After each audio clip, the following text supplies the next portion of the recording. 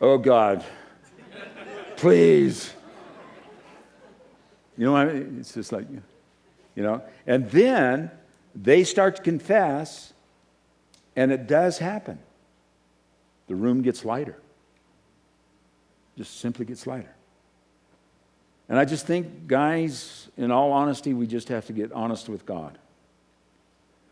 Maybe I can be as bold as to say this. I think honesty with God really means intimacy with God. The King James language coming out of my mouth, God goes, cut it out. That's fluff. I want to hear from you. So speak plainly during times of disappointment. Number 3, don't be surprised by God's silence. Ooh. I knew there wasn't going to be very many amens tonight. So I prepared myself all afternoon. Listen to this, verses 7 and 9. Will thou, Lord, reject forever?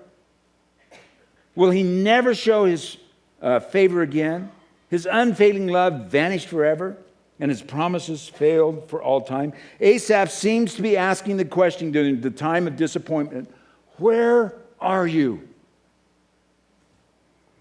We've all heard the statement, nature abhors a vacuum, and it will fill it with something. Humans abhor silence, especially when it's during hard times, and we will try and fill it with usually shallow statements. I've really been in some tough situations, and I have really exhibited my ignorance in those situations at times, and I'll give you a couple of them. And people have forgiven me. As a matter of fact, these 2 examples I'm going to give you, people are still in the church, and they've been here for quite a while. One of them, her husband died tragically. So I ran out to the house, and actually Marilyn Bartlett had gone with me, and we were sitting there, and we were talking, and it's just so awkward because you don't know what to say. So out of my mouth came these words, how you doing? And she, and you just sit there and going, oh, how stupid and insensitive. How crazy. But it's like it's so awkward, there is something in you that says, I've got to get something out so that it disquiets the awkwardness. Steve and Curiel Duffy, who come to church, and we've been friends with him for a long time, they invited us up to Crested Butte for a weekend with them in a condominium. And so when we got there, Steve had not arrived. So Curiel and Brianna and Cheryl and John and I were there, and we were just enjoying some time together. Well, the phone rang, and it was her husband, Steve. And Steve was on the phone, and he says, Dan, I've really got some bad news. And he said, Curiel's dog, Bonnie, why I remember her name, I don't know, but Bonnie was just ran over and killed. And she is going to be devastated. She loves this dog. And so I'm calling you because it's going to be a couple hours before I get there. Should you tell her or should I tell her? Or should we? And I said, no. No, I'll tell her. She should know. He says, I want you to know she is going to fall apart. I said, okay. So I walked into the room and I said, Curiel, I've got some really bad news. And people go, she goes, well, what is it? And I said, well, I'm sorry to tell you, but your dog, Bonnie, was just killed. And she fell apart, just like Steve said she would. So I went over and I put my arms around her and I was patting her and I said these words, doggone.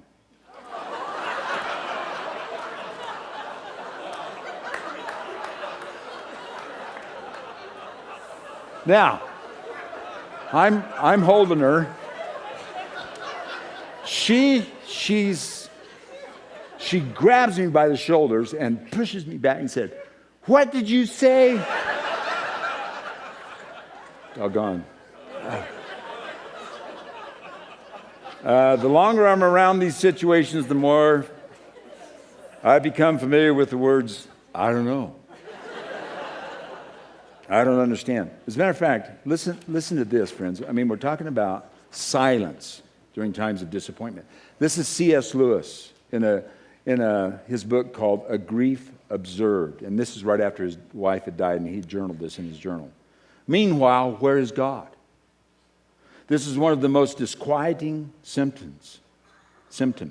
When you're happy, so happy that you have no sense of needing him, so happy that you are tempted to feel his claims upon you as an interruption.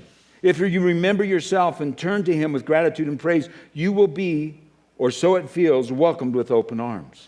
But go to him when your need is desperate, when all other help is vain. And what do you find? A door slammed in your face. A sound of bolting on the inside. After that, silence. You might as well turn away. The longer you wait, the more emphatic the silence will become.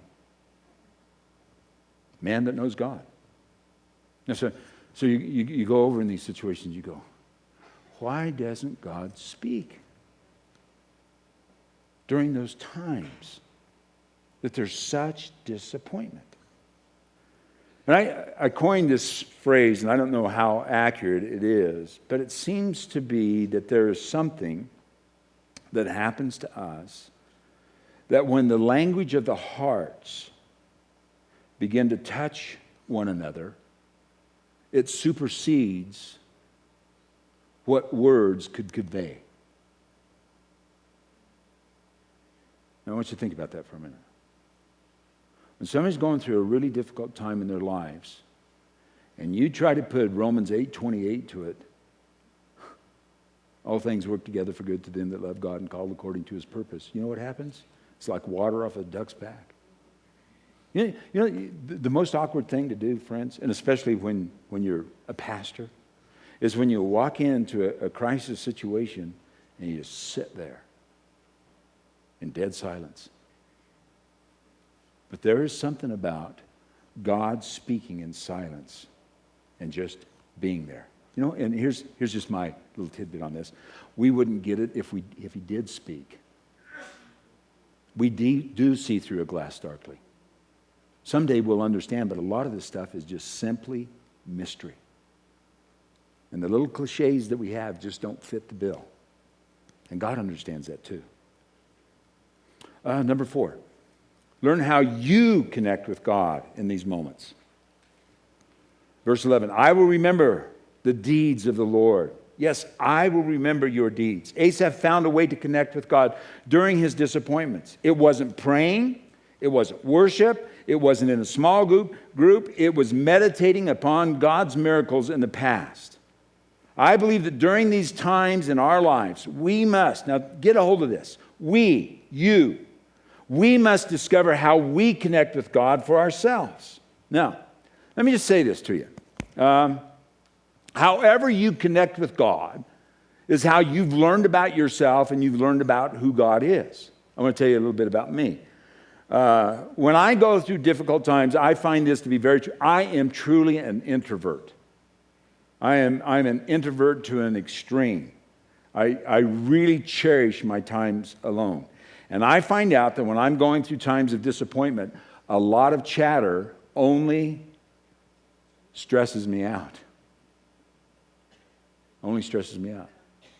I don't need the counsel of others. Now, at points when I need to go to somebody else and talk to them, I will. But I find out that when I withdraw into that cave, that little cave, Dannyland, that nobody else can get into, you know, it's in that place that I start connecting with God. Now, God is not going, well, I am surprised at this guy's actions. Why is that? It's because he knows the personality that I have. See, and really, friends, what it comes down to is this, is that we put on Saul's armor. Asaph is saying for himself, this is how I connected with God. It was about me meditating on what he did years and years and years ago, and I found comfort in that, and God got bigger than my disappointment. See, and there's something about this, and I mean, when we're on our path and discovering who God is, that means for every one of us in those moments that God is saying to us, I want you to discover that I'm bigger than your disappointments, but it's not going to come in some kind of a cliche. It's going to come because you seek for me and you find me when you do it your way. And goodness sakes, friends, we've got a Bible full of examples of how to do it. But discover God for yourself during those moments of disappointment, and you'll find out that God becomes bigger than what you're going through at the moment. Number 5 is this. Trust God is at work. 2 Corinthians 5:7. We live by faith, not by sight. When we're living in disappointment of life, it's hard to believe that God is at work, right? You even wonder if he's in the universe. It's kind of old saying, but it says this: if I can't see it, I can't believe it. We are so sensitized to the natural that we don't see something with our natural eyes, or when we don't see something with our natural eyes, we don't believe anything has happened. Now, let me just give you this little out of Joshua chapter 3.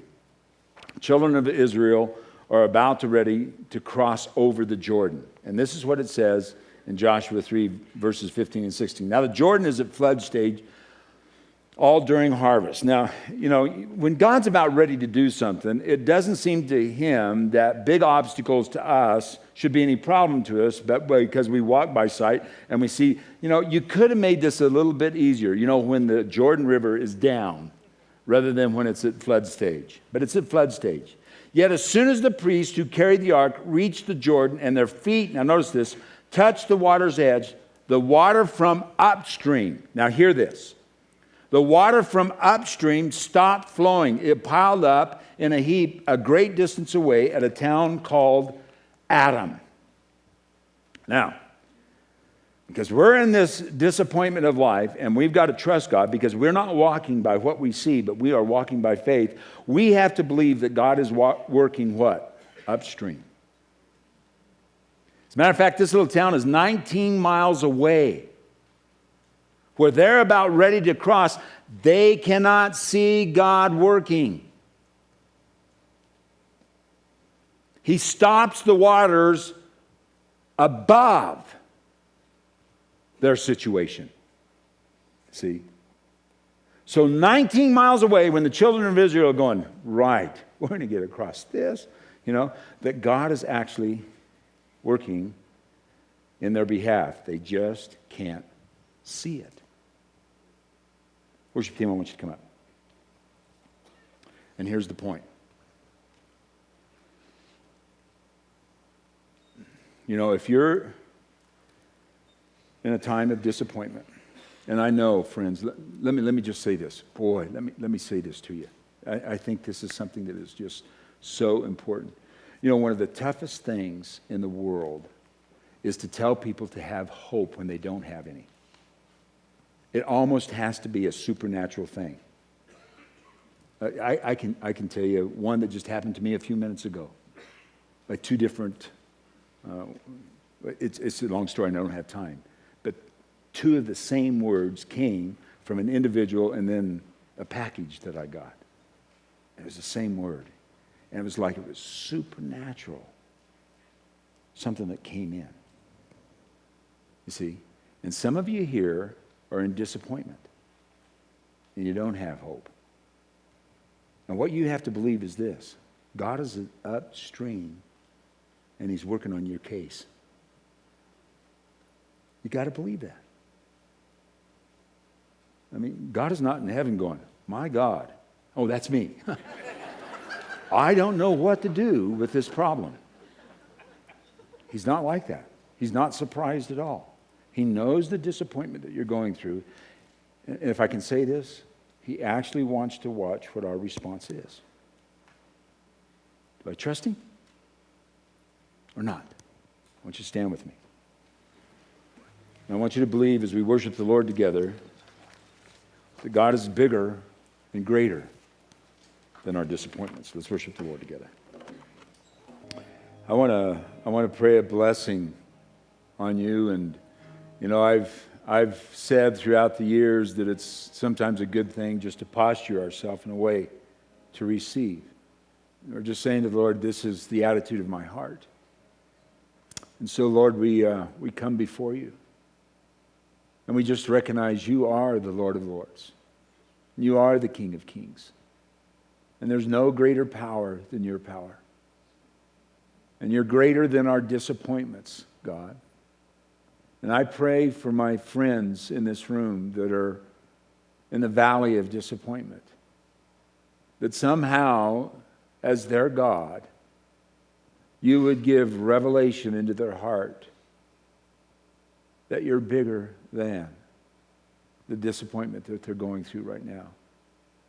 And Lord, I just pray that as we're in this place, that we would just say, Lord, I receive that.